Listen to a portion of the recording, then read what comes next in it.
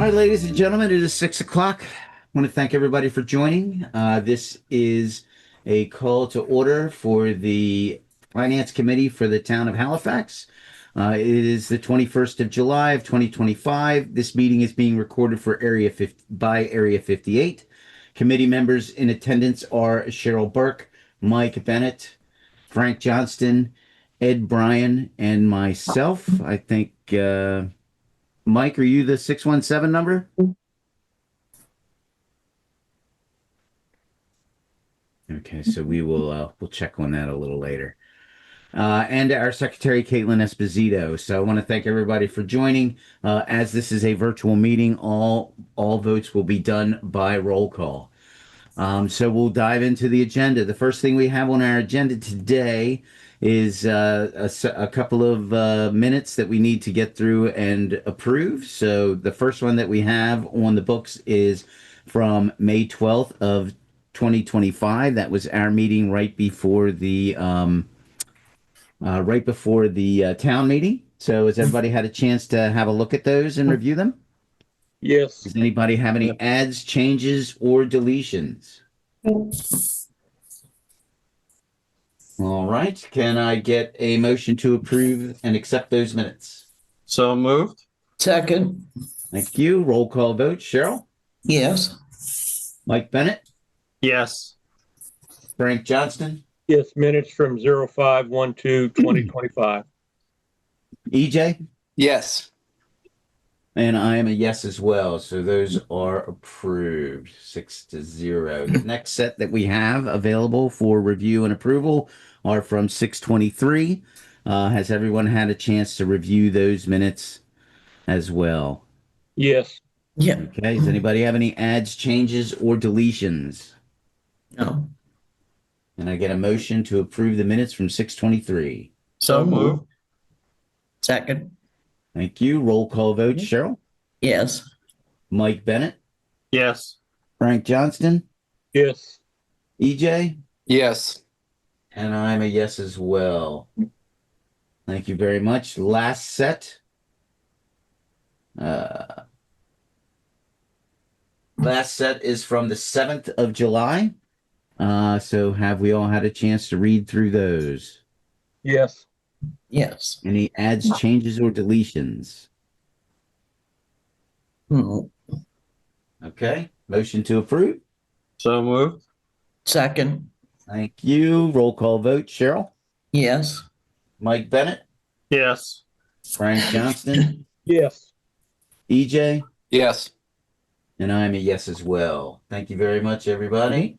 So that takes care of the approval on those minutes specifically. Okay, so Jim, real quick, I just wanted to introduce my assistant, Jackie. She started on the 9th, and I just asked her to join just so she could see everybody. And yeah. Hi, Jackie. hello, Jackie. Hi, Jackie. Good to see you. Welcome. Thanks for Jackie, joining. nice to meet everybody. Thank you for having me. Welcome, Jackie. You joined a good club here. Absolutely. A Thank very you. selective club. Very selective club. Yes. You'll enjoy working with the town and with us. Okay. So we've got a couple. So just a quick question. Bob, are you pressed for time, or are you okay to hang out for a few minutes? I'll hang out for a few minutes, but not till 8 o'clock. Please and thank you. Okay. But I'm here to help us all understand, and thank you for the opportunity of what we'll be discussing. No, we appreciate it, and we're glad you're here. So we'll move into our next agenda item, which is we have had two people fill out talent bank forms for the open position on the finance committee, Rodney Hemingway and Sean Goyette. So I think we have them scheduled as the Rodney will be going first with that. Jim, So he's the 617 number, by the way. okay, thank you. I'm on right now. There was an issue Oh. with the link, but I Yes. resolved it. So Sure thing. No, thanks for joining, Rodney. Certainly appreciate it. Sure. Appreciate your interest in the Finance Committee. So why don't you go ahead and introduce yourself? Yeah, so I'm Rod Hemingway. I live over at 20 Ridge Road in Halifax. I lived here for about 12 years. I have a wife, two little kids. I work in the city of Boston as a home health occupational therapist. I also work as a post-collegiate track coach in the city. Uh, Loved Halifax. We had friends who moved here before we moved here, and they talked us into coming. I've really enjoyed living in the area and becoming part of the community, and looking to serve the community in whatever capacity I can. And the position I applied for to fill the open slot was the finance committee position. Okay, great. No, we appreciate your interest. So I guess I'll start. So help me. What do you think are the most pressing financial issues in our town, and how would you prioritize them? How would you prioritize addressing them as a member of a finance committee? Yeah, I mean, it sounds like one of the most pressing things. There's several, I guess. The top three would be education. I understand that the budgets were very difficult to balance this year. I appreciate the hard work you guys all did at the town meeting, making the recommendations, finding the cash to make sure that the school system was funded. I know that we had to put off for a year the ambulance replacement, which was a significant expense that the town was having a hard time locating the funds to fill. But I know that we've worked diligently to try to do that.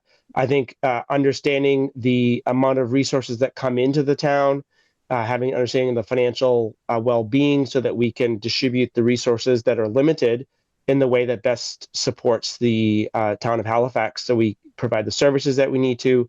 They have the funds to make the repairs for the highway or the water or what have you that comes along, support the various boards in their work to make sure that their duties are carried out to the best that they can, that they have resources available to them in a a cash restrained environment that the town currently finds itself in. Okay.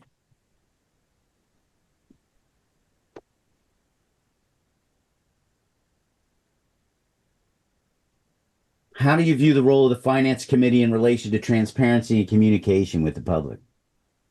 Yeah, I mean, I think it's vital to be transparent. It's the public's money, and it's important for the finance committee to share with them and make available all aspects of our thinking so that we can make sure that they understand what the consideration is in the advisory role that the finance committee has and making recommendations or not making recommendations for various aspects of the town budget, and that the town has an opportunity to ask questions, or the public has an opportunity to ask questions if they so desire, to have a better understanding about the workings of this group as far as we support them in the different boards in executing and carrying out the budgets that they need to in a fiscally responsible way.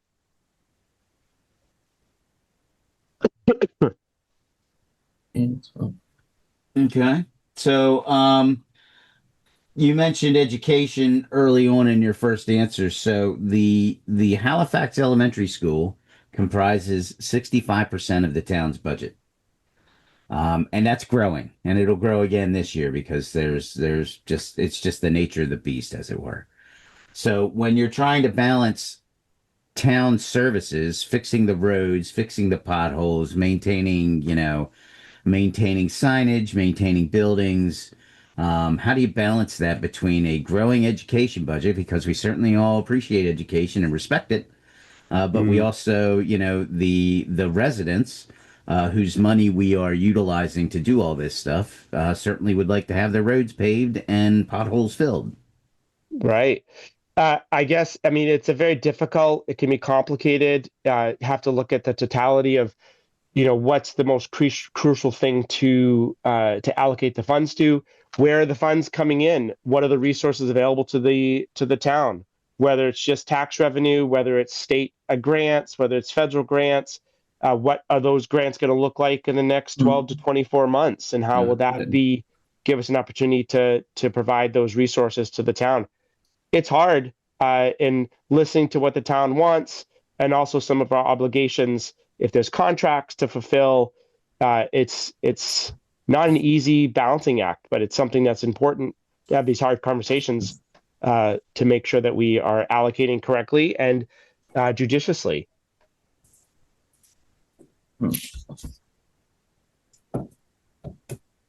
Thank you for those answers. Those are all the questions I Thanks. had, guys. So opening it up to the committee.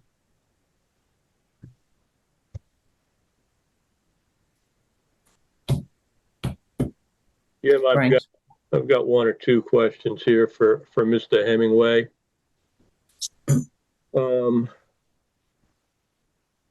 We meet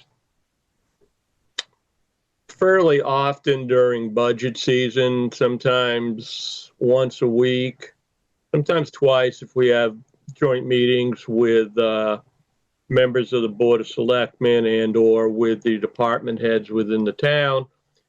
Those are typically in-person type meetings. And what would your availability be to those? Because we do them typically, Board of Selectmen's are on Tuesday nights at 6 o'clock.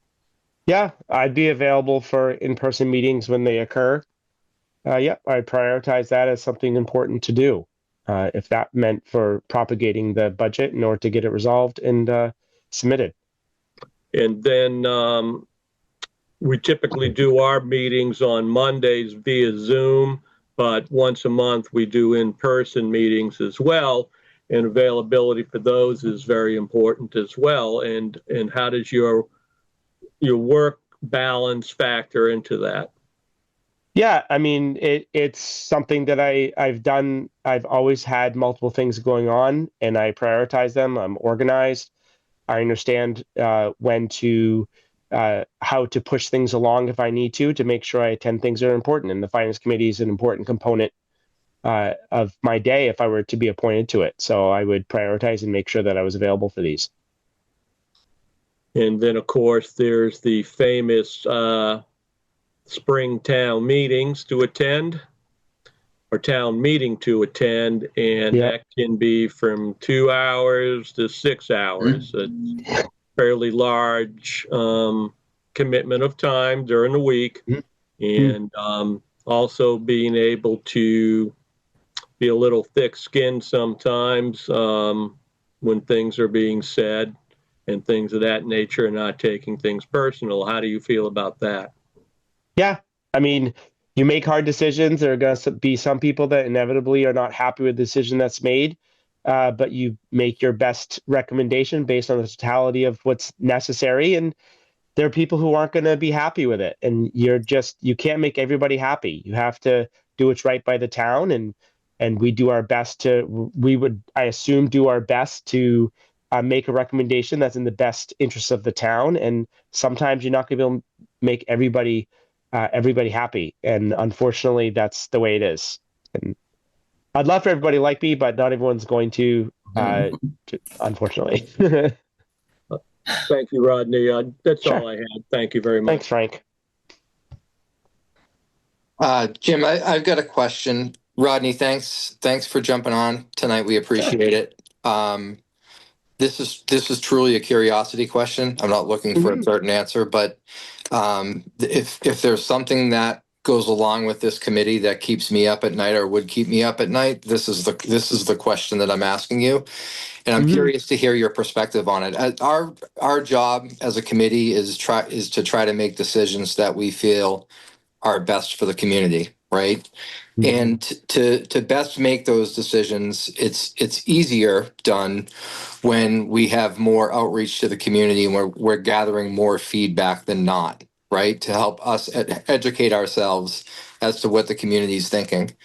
I think it's an area that we've struggled with. So I'm curious to hear from your perspective, what are your thoughts on that? Do you have ideas on ways that a committee like this could better engage with the community than they already do? Or do you think there's limitations for a variety of reasons? I'm just curious to hear your perspective on that.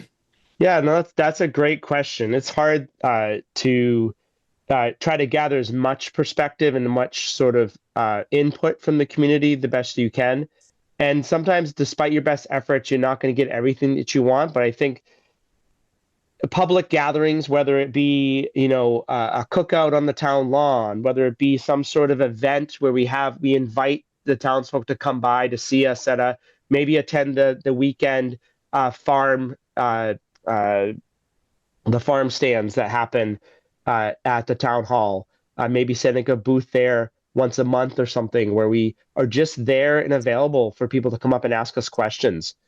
Maybe have a coffee time at Dunkin' Donuts or Starbucks when it finally gets built. Some opportunity for people just to see us, and maybe they wouldn't have thought to ask us questions, but because they see us out and about, hey, let me ask you this or let me ask you that.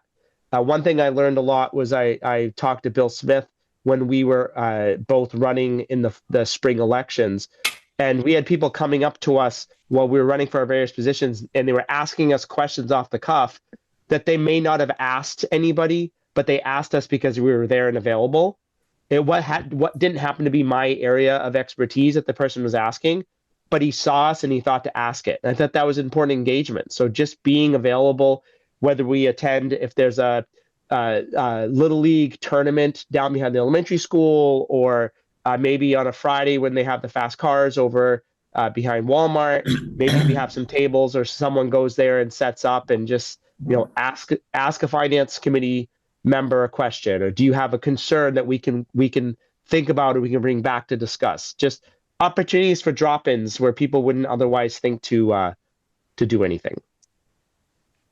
That's great. Thank you. I appreciate that. No, that was a great question. Thanks, EJ.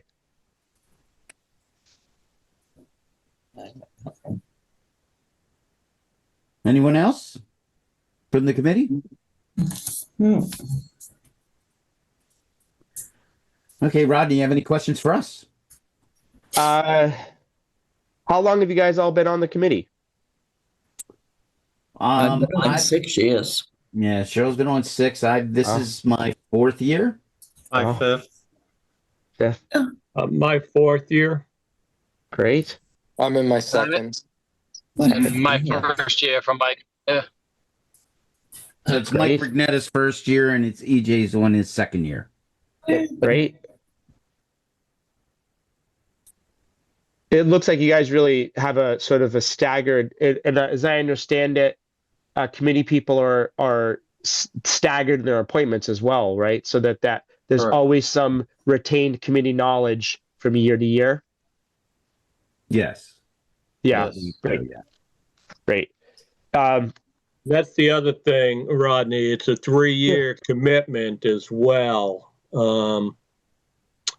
So that's just something to think about there, because it takes a good year to get, into the loop on the different departments within the towns and the understandings of how they operate within the town as well, and how their budgets are structured and stuff, and why they're the way they are.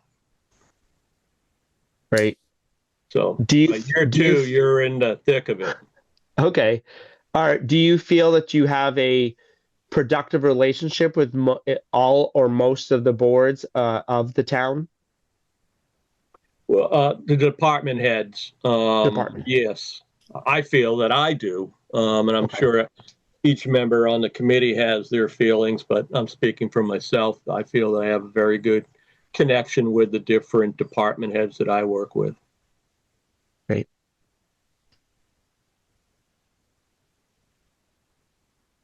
Thanks, Frank. Anything else, Rodney? No, I think right now I learned a lot by just doing some research, reading some of your past minutes, having a better understanding of what the finance committee does, seeing your actions and your performance at the town hall, at the town meeting. That was informative and helpful. Your recommendations on the various warrants and articles were great. I thought they were pretty spot on, and I appreciated that. Very good. Thank you, sir. You're welcome. Okay. So thank you for your time, Sean. Certainly appreciate it. Rodney, sorry about that. That's okay. No problem. So we'll move over to Sean. Sean, welcome. Thanks for attending. Hi, good evening, Go ahead and committee. introduce yourself. Hi, committee. My name is Sean Goyette, 14 Riders Way. I'm fairly new to the town of Halifax. We moved here in 2021. I am a father of two small kids, certainly about to enter the elementary school, so using those resources, as mentioned earlier, is something forefront of my mind. I am a career firefighter in the town of Easton. I have some knowledge of how at least department budgets go. Maybe not so much as overall as a town budget, but certainly from the fire standpoint and the public safety standpoint, got a pretty decent handle on that, with some experience with grant writing as well.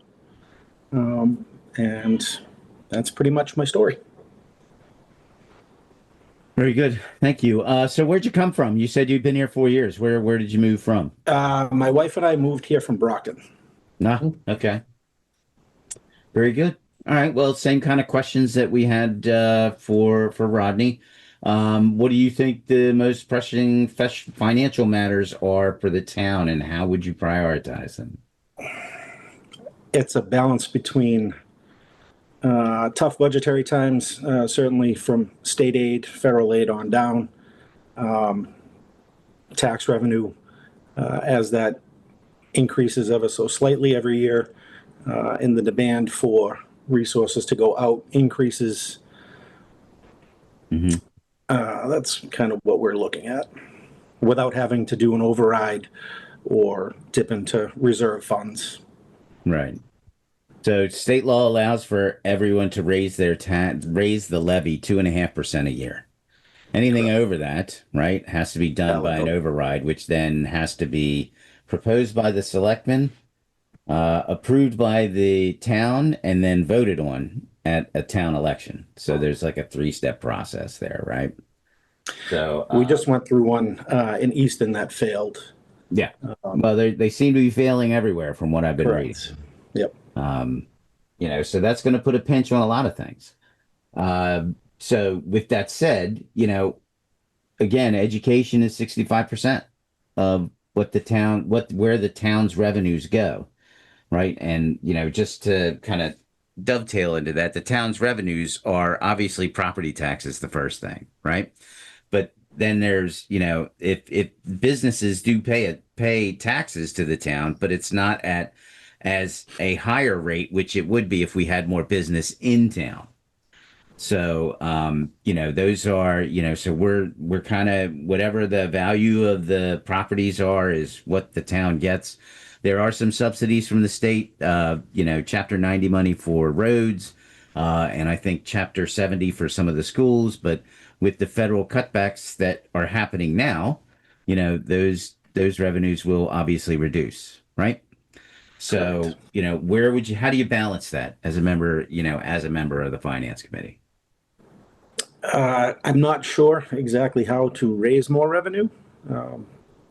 Obviously, working alongside you guys and flipping over stones that potentially haven't been, but it's kind of a tough financial situation for most communities in and around Massachusetts at the current time. So to say I would have intimate knowledge about how to do that, I'm not really sure. Okay. Yeah, thank you. Appreciate that. So just my last question, let's talk about the transparency and communication with the public. What are your thoughts? Working in public safety, it's transparency and everything that I have done over the last 15 years for the town of Easton. It's kind of standard practice, and I think it's a very good thing to be transparent with the public and the taxpayers. Okay. Thank you for that. Those were my questions. Over to the committee. I've got one or two for Mr. Sean as well. Sean, once again, it's about availability for our Zoom meetings and also our in-person meetings, and a commitment to those meetings. And how does that fit into your lifestyle of being a firefighter, which I'm assuming you do rotational shifts, or you can correct me if I'm wrong in that assumption. Correct. I do work 2 24-hour shifts per week with an off day in the middle of the 24s. I do take my application to the Finance Committee seriously. If there was ever a conflict, I would notify well in advance if I couldn't make the meeting. But 99% of the time, I would be at every meeting. Right. Typical, we do Zoom meetings. And once a month, we'll do an in-person meeting. And then, of course, during budget season, as I mentioned earlier, I assume you heard me that we have to meet with department heads. And sometimes they have to come back for second meetings with us within our in-person. And then Board of Selectmen meetings are always in person on Tuesday nights. Then there's the town meeting, which if you've ever been to town meeting, which I'm hoping you have been, since you moved to Halifax 4 years ago, you can see that it can be a short window or a large open window. And have you been to a town meeting? I have. Most recently, the MBTA zoning meeting. I think the entire town was there for that. But I also serve on the Veterans Service Committee and an assistant veteran service officer for the town as well. So I have been to meetings prior to. Well, that's a good point that you bring up there. And if you are selected for the Finance Committee, there's a high probability due to potential conflict of interest that you would have to give that position up with the Veterans Administration that you currently hold, because some people consider that to be a conflict. And I'm speaking from experience on a couple of other committees that I was on, and as a FinCom, and worked on some other committees within the town, and had to not be reappointed to those. So that's just something to keep in mind as well. I don't know how you feel about that, but that's just something to think about, okay? Fair enough. So one more question. You've been here 4 years in Halifax. What drew you to Halifax? The small community, really. We obviously coming from an urban area. At the time, my wife and I were in the market for a home for quite a long time, as it was a tough real estate market in 2019, 2020, 21. Found a builder who was willing to work with us. Love the town, being a quasi neighbor of Halifax. It's a great small town. That's all I have. Thank you for joining the meeting, Sean, and answering the questions that I had. Thank you, sir. Hey, Sean, how you doing? Good. How are you, sir? Good. First of all, thanks for what you do every day. I appreciate what you do going to work every day. So I wanted to say that first and foremost. I don't know if you heard. Did you hear my preamble the first time I asked this? Or? I did, sir. Okay, so I'll go right to the question. That I'm just curious to hear your perspective on the outreach from Finance Committee to the public, and whether or not you think there are other opportunities for that to become stronger over time, or if you feel we're sort of doing everything we can. So recently, as I mentioned, with the failed 2.5 override for the town of Easton, our town administrator put together what he called a PACE committee. And it had residents on the committee as well as department members of all of the departments from town. It was broadcast on the community access channel. There was a lot of advertising for it. It involved a fair amount of community members that were willing to engage and had good outreach in the community. It was very successful, at least as far as getting information about the override. And at town meeting, when it came to the ballot, there was a significant turnout for the residents to vote, ultimately voted down the 2.5 override. But it was a pretty impressive process to see at least the information being distributed to the residents so they were able to make a really informed decision for the town. So something like that alongside town administrator and the select board, that could always be a potential. Yeah.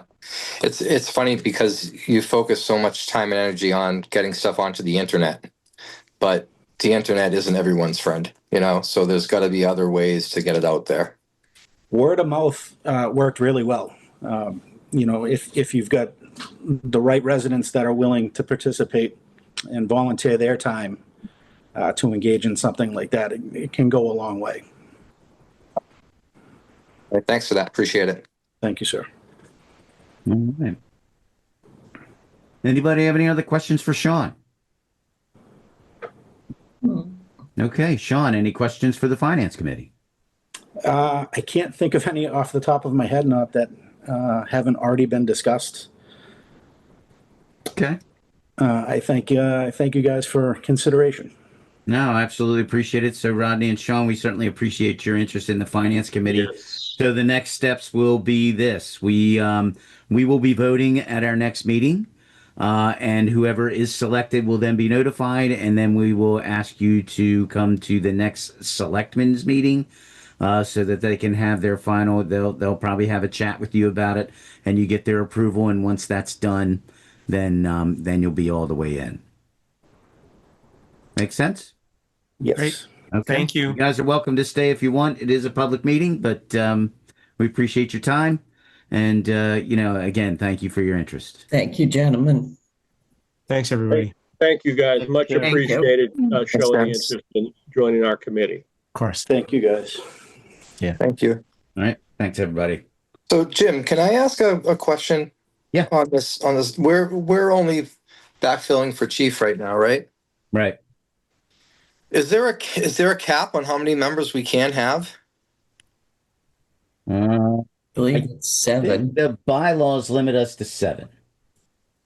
Okay. I'll check that though, but I think it's in the bylaws as to how many people Yeah. can be on. Do you want more, Ed? I was so curious. I'm thinking about the year ahead. You trying to pack the court? No, yeah, exactly.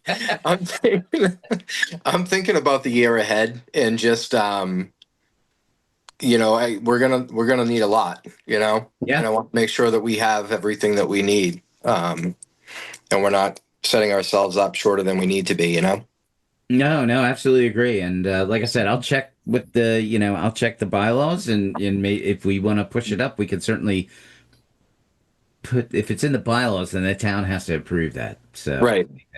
Yeah. Yep. Cool. All right. So that closes out our 2 candidates. I think they both are. They both have their good points. So we'll let's mull on that for a couple of weeks, and then we'll take a vote. Sounds good, Jim. Thank you. Thanks, Jim. Thanks, All right, Jim. so that closes out that agenda item, and we will move on to our health agent. Hey, Bob. Well, hello, everybody. Hi, Bob Bob. Valerie, Town of Halifax, health agent, if you don't know me. So So, tell me what your interest in the finance committee is, Bob. Are you looking to join? exactly. So, my forte is really knowing human health, environmental issues, and protecting the community. As far as finance, I always try to stay within my budget because my wife would kill me if I didn't. So what comes in can only go out. That's true. And always have something there for an emergency situation. All The right. finance, definitely not my forte.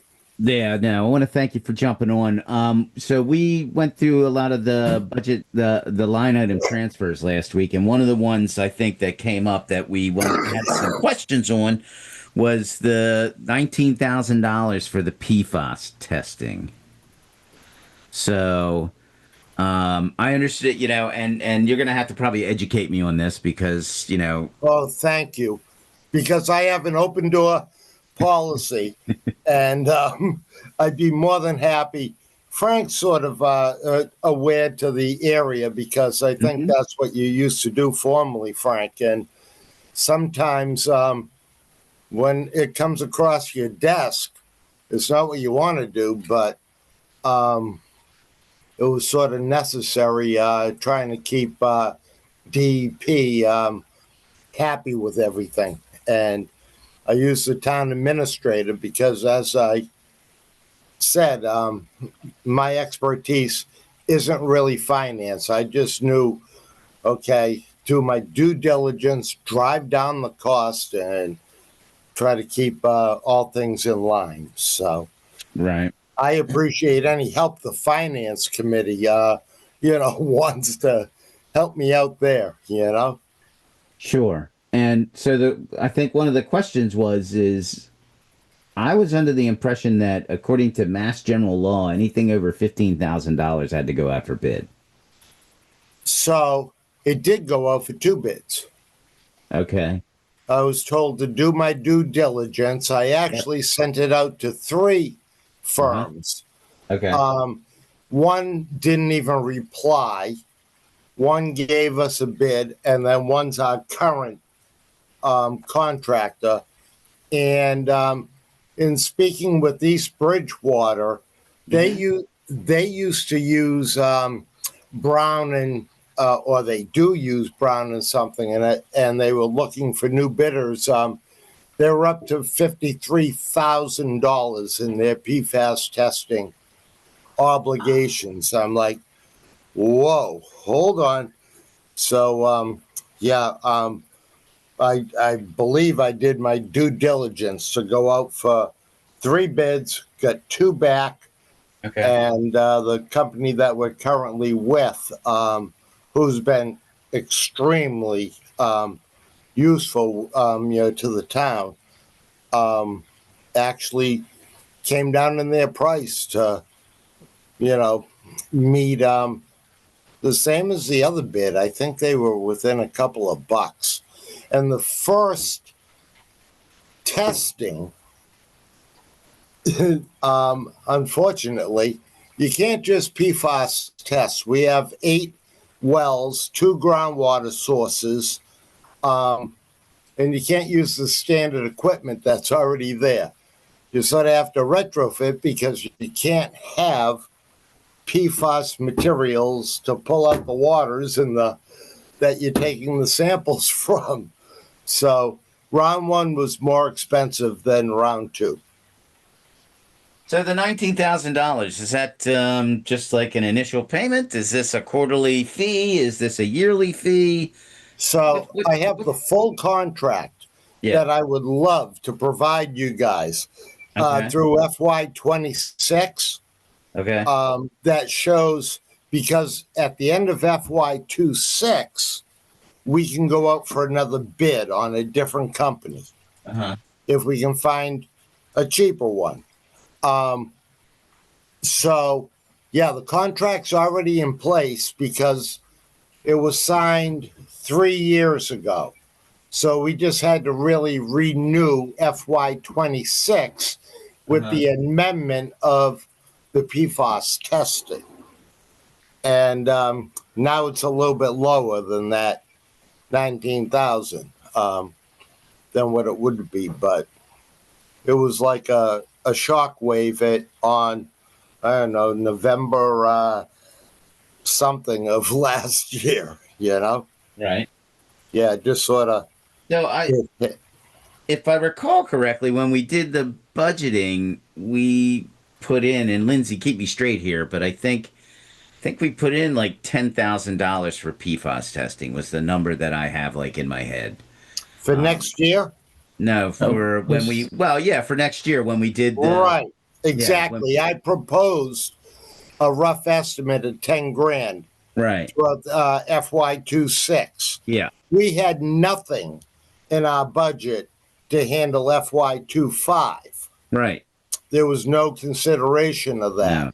So Is there That's was that there a 90. timeline for us to start PFAS testing, or was there a deadline that we had to do it by, or and Yes. Well, so in November, when DEP sent the letters or uh-huh. the letter, they wanted a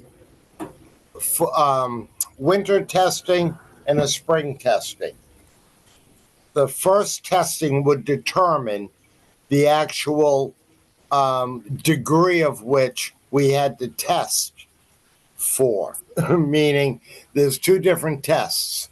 Roughly one ballpark figure, guys, $800. The other one up to $1,200, depending upon what they're really diving into. Fortunately, test one came back low on the low parameter, so we're on the low testing area of things. But we've got, again, 8 groundwater monitoring wells and 2 surface ones.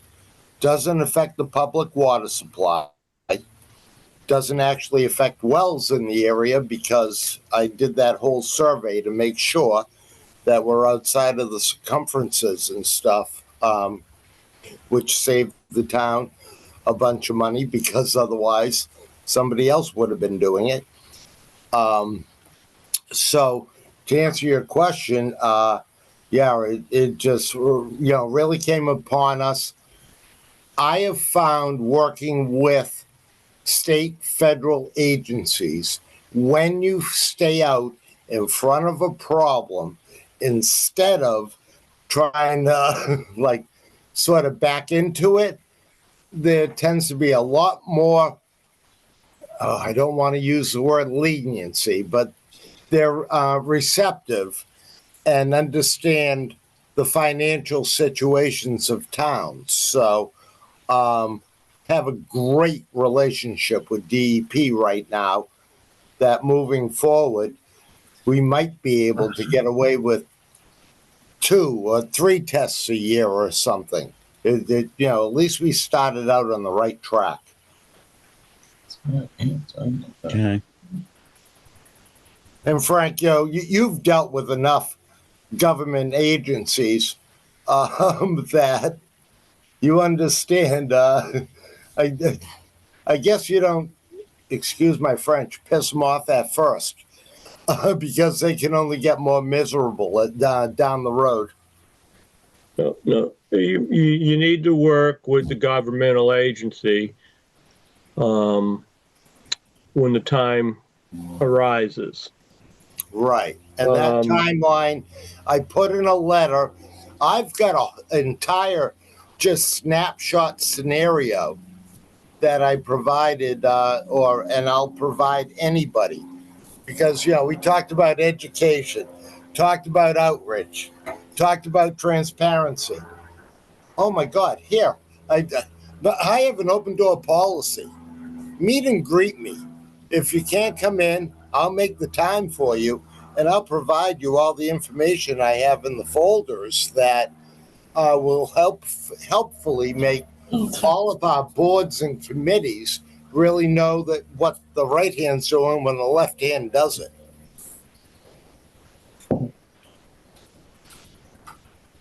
That's my goal. I'm sorry.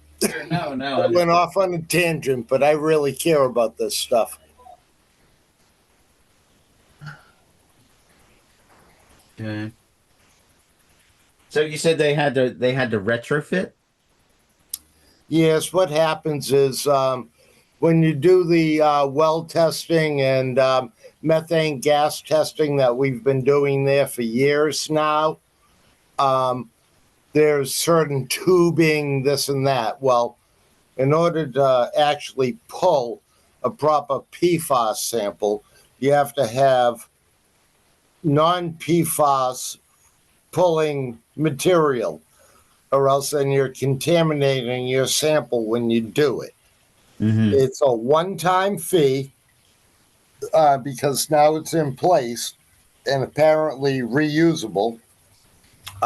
So that was, it's more, you have to test with the right equipment or or you're not testing correctly. Let me ask you, if you don't mind me jumping in here, Jim. Please. Bob, the PFAS testing, we're doing it on 8 wells up at the town landfill, correct? At the town landfill, directly behind town hall, in Yes. between the highway department. And where are the 2 surface water samples being taken from? Okay, so they're right down the hill of the erosion breakout that we have on the land cap. So they're down gradient samples. Down gradient samples, absolutely. Okay, now, how often are we doing PFAS testing? Well, we've done it twice, and I believe for next year we should be able to get away with 3. But otherwise, so currently, are we doing it quarterly or semi-annually, or how are we doing it? I'll reread the contract that Cody signed, or town administrator had signed for 2026 to make sure if it has to be done quarterly. But I believe that's how we budgeted. Well, we have to do it as per the regulatory agency's requirement, is what I'm getting at here. Right. So if we come back on the next round of testing, which would be, in a few, I don't know, a month or 2, and it's low, we have the potential to lobby DEP and see if we don't have to do it as often.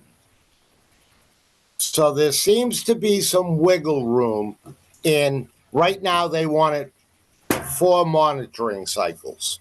But because our tests have been coming back so good, once they get a few really good samples, they might, help us out. They Currently, may not. we're doing quarterly sampling, is that correct? Yep. Currently, it should be quarterly. And does that coincide with the regular sampling, or is these events being done in addition to the regular sampling schedule? They're doing it in conjunction with. Okay. So, and there's no extra fee for doing them at certain times of the year. Meaning, right now, that whole back slope of the Hemlock Lane landfill is overgrown with knotweed, this and that. To get down and in there to actually pull a sample is not easy. It's actually easier in the winter when there's snow cover and ice, Right. because at least you can see what's going on. The ones up the top of the fill are like a piece of cake, but there's probably 4 locations, including the groundwater, that I'm always out on site work. Very difficult to navigate at certain times of the year. And the same cost either way.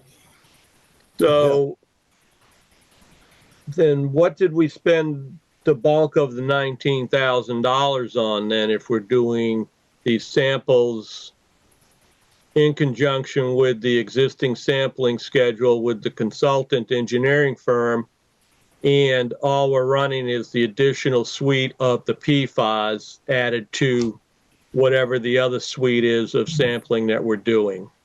So I think really to provide each and every board member the best answer would be for me to provide you with the bill and the contract that was given to us, and that should answer all of your questions, because I think I've ad-libbed enough.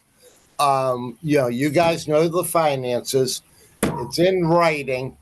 I have resources right now at Tie and Bond that, if there's questions, are the experts to help educate everybody on the board and keep educating me along the process of the financial obligations. That's just what I would recommend. one more Read the question for you, paperwork. Bob, is the PFAS was amended to the existing base contract. Is that correct? Exactly. It's not a It's separate true. contract. It was an amendment to an existing contract. It was an amendment that, bang, it hit us, and right. And now, though, that amendment should be from what I read, is added into 26. So they were transparent in saying, okay, here's what it costs you there. This is what will cost you for the next fiscal year. Those are all the questions I have right now for Bob, Jim. Thank you, Frank. I would like to take a look at the amendment to the primary contract, though, to have a better understanding of the contractual rates and how they apply to what Bob is discussing here. Exactly. No, and Frank, I would actually ask. It's kind of your wheelhouse on that, right? I mean, Frank, you used to be on my finance committee for the health department. Yes.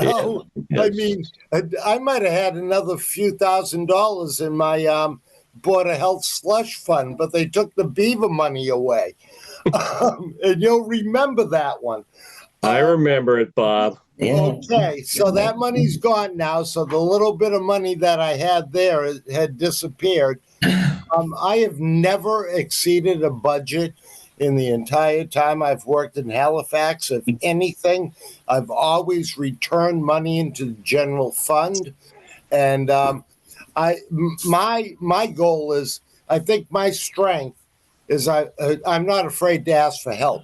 And you've got some great expertise in this area that, hey, let's pull you in and help do this thing together.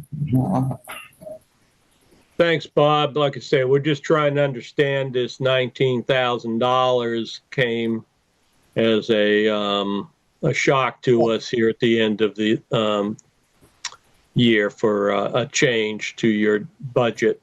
We're just trying to understand how it applies, what it's paying for, and is it going to be $19,000 again next year?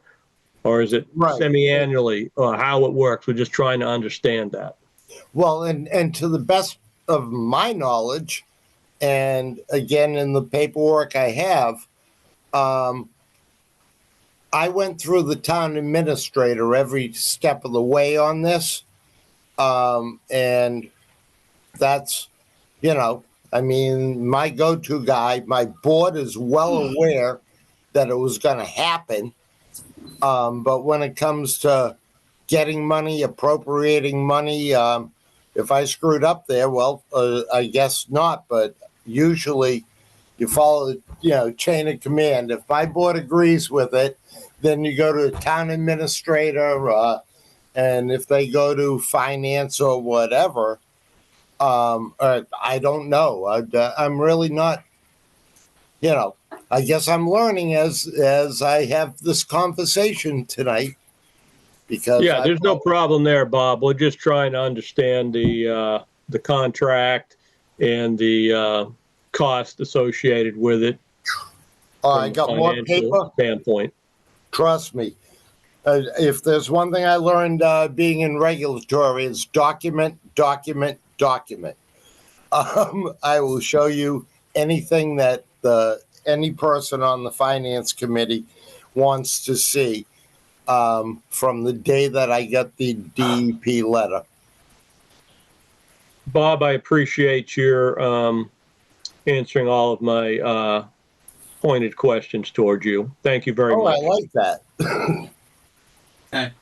Jim, I'm good, Jim. No, thanks, Frank. I appreciate that. And so Bob, I think we'll probably take you up on your offer to share the amendment. Absolutely. I mean, when I was listening to the two candidates, one thing that seemed to resonate was outreach. Well, meet and greet. Whether it's you guys in my office or me coming to see you, that's a meet and greet.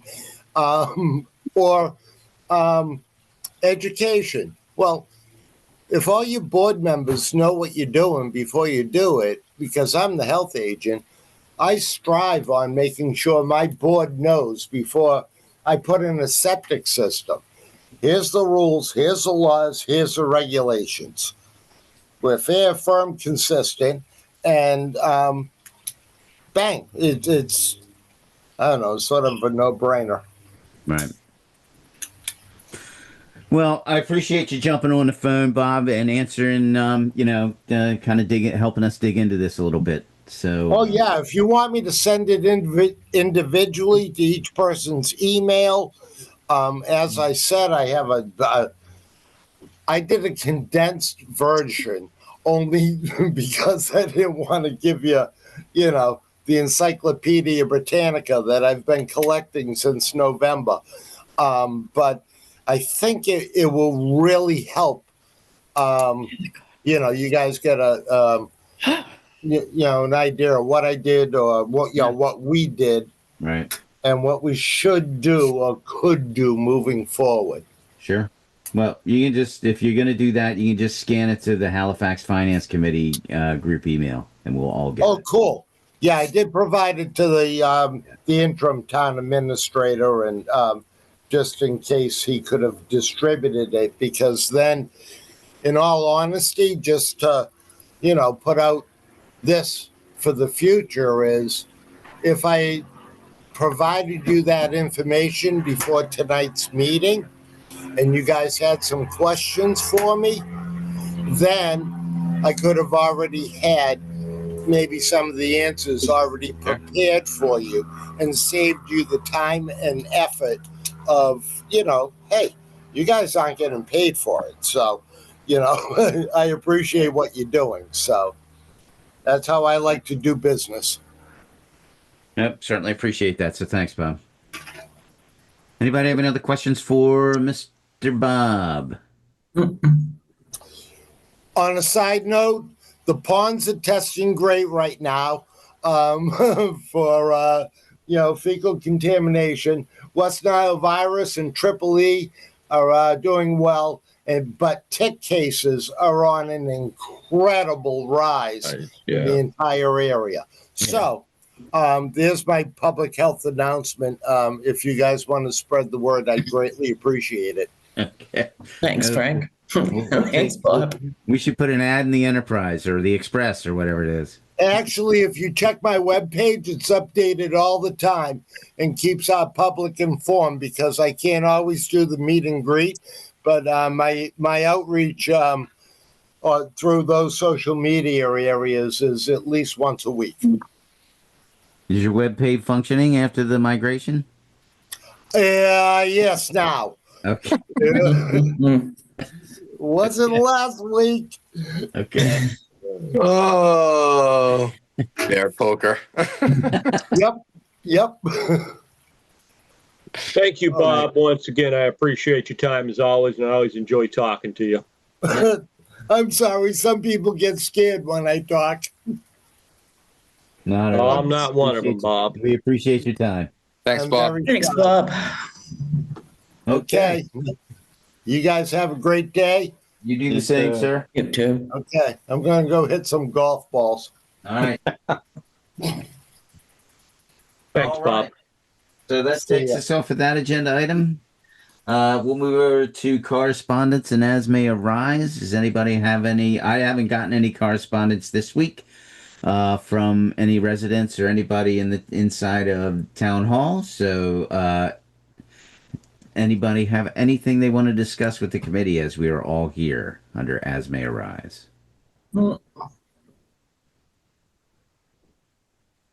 right. Then we will close out that agenda item and move over to public participation. Anybody from the public who would like to ask the Finance Committee any questions? I don't see anyone. Going once, going twice. Third time, so that's a no. And then that takes us into next meeting planning. So, how's the August 11th look for everybody? So I figure we'll just probably have one meeting in August since it's pretty much, not a lot happening during August. So In person or yeah, we'll Zoom? do it on Zoom. We'll do it on Zoom. I'm good on the 11th, Jim. Same, I'm good. Me also. Right. Mike Bennett. Yeah, I'm good. Very good. Mike Rignetta, you okay on the 11th?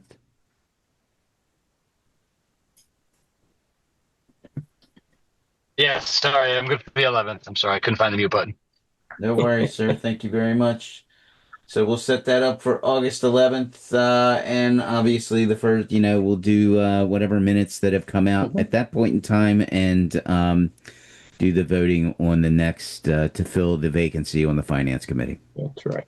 Good. Okay. With that said, I don't have anything else on the agenda.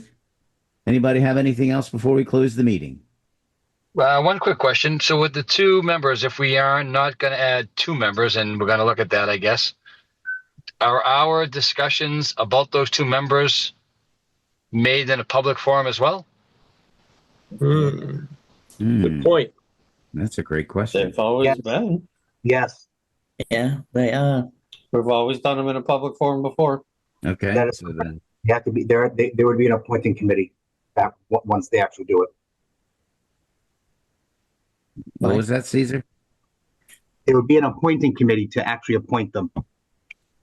But in all the discussions that you'd have in order to pick a member would be public. Yes. Okay. So, And then someone would have to go to the selectmen and say, Right. I would go to the selectman meeting with the candidate and get the. but we have to, selectmen we do discuss, Yep. in public. but we choose one of the two and present to the selecting committee. Is that correct? No, I think we can choose both because we're looking to fill, aren't we? You're looking to fill one. Bill You're looking to Smith. fill That's one the only vacancy. opening we have.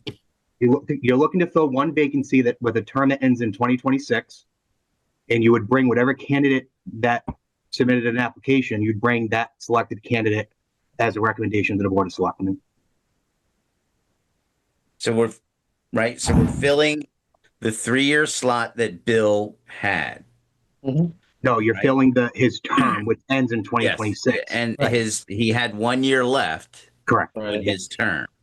So whoever we select will fill that 1 year term 4, 5. on the selectmen's approval, and then when we get to 2026, then the appointing committee will then reappoint that person if they wish to continue to serve for a 3-year term.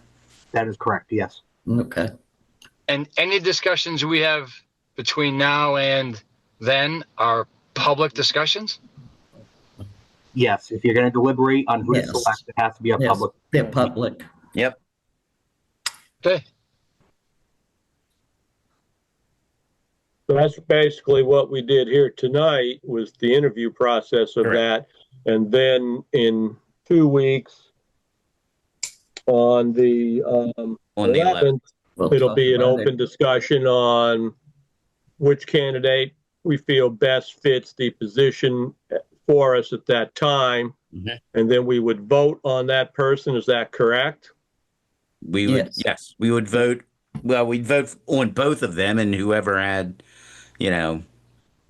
more votes, or we would not. I guess it's really how does the committee want to handle that? Do we want to talk? Do we want to discuss both candidates, select one, vote on it, or vote on both?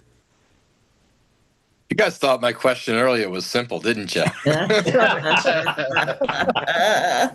just wanted to make sure I had the process down. If we're going to actually vote on this or decide on the 11th, between now and then, so technically we wouldn't have any discussions between now and our next public meeting, which would be on the 11th.